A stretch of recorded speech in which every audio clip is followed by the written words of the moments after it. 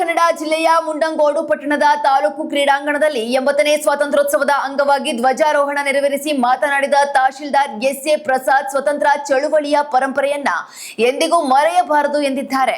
ಹಾಗೂ ಮುಂಬರುವ ಸ್ವತಂತ್ರ ಶತಮಾನೋತ್ಸವಕ್ಕೆ ಈಗಿನಿಂದಲೇ ಸಿದ್ಧರಾಗುವಂತೆ ಕರೆ ನೀಡುವುದರ ಜೊತೆಗೆ ಪೊಲೀಸ್ ಇಲಾಖೆ ಹಾಗೂ ಶಾಲಾ ಮಕ್ಕಳಿಂದ ಗೌರವ ರಕ್ಷೆ ಸ್ವೀಕರಿಸಿದ್ದಾರೆ. ಈ ಕಾರ್ಯಕ್ರಮದಲ್ಲಿ ಸ್ವತಂತ್ರ ಹೋರಾಟಗಾರರ ಛದ್ಮವೇಷ ತೊಟ್ಟ ಮಕ್ಕಳ ಪಥಸಂಚಲನ ಹಾಗೂ ಟೌನ್ ಹಾಲ್ನಲ್ಲಿ ಆಯೋಜಿಸಲಾದ ಸಾಂಸ್ಕೃತಿಕ ಕಾರ್ಯಕ್ರಮಗಳು ಎಲ್ಲರ ಗಮನ ಸೆಳೆದರೆ ಮಾಜಿ ಜಿಲ್ಲಾ ಪಂಚಾಯತ್ ಸದಸ್ಯ L T. Patil, BEO G. Suma, taluk panchayat EO T Y. Dasanakoppa, CPI Ramesh Hanapur ಸೇರಿದಂತೆ ಹಲವು ಗಣ್ಯರು ಹಾಗೂ ಅಧಿಕಾರಿಗಳು ಉಪಸ್ಥಿತರಿದ್ದರು. ಸೇವಾದಳ ತಂಡದ ಮೂಲಕ ಗೌರವ ರಕ್ಷೆ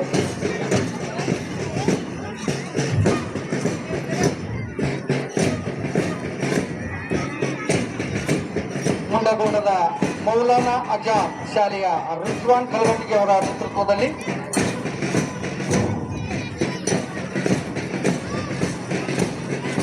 ರಾಷ್ಟ್ರಧ್ವಜದ ಅಡಿಯಲ್ಲಿ ಗೌರವ ರಕ್ಷೆಯನ್ನ ಸ್ವೀಕರಿಸ್ತಾ ಇದ್ದಾರೆ ಸನ್ಮಾನ್ಯ ಶ್ರೀ ಎಸ್.ಎ. ಪ್ರಸಾದ್ ಸರ್ ಅವರು.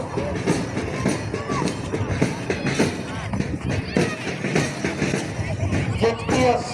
ಬಸವನಗರ ಶಾಲೆಯ ಪ್ರಜ್ವಲ್ ಪವಾರ್ ತಮ್ಮ ತಂಡವನ್ನ ಗೌರವ ರಕ್ಷೆಯನ್ನ ಸಲ್ಲಿಸುತ್ತಾ ಮುನ್ನಡೆಸ್ತಾ ಇದ್ದಾನೆ.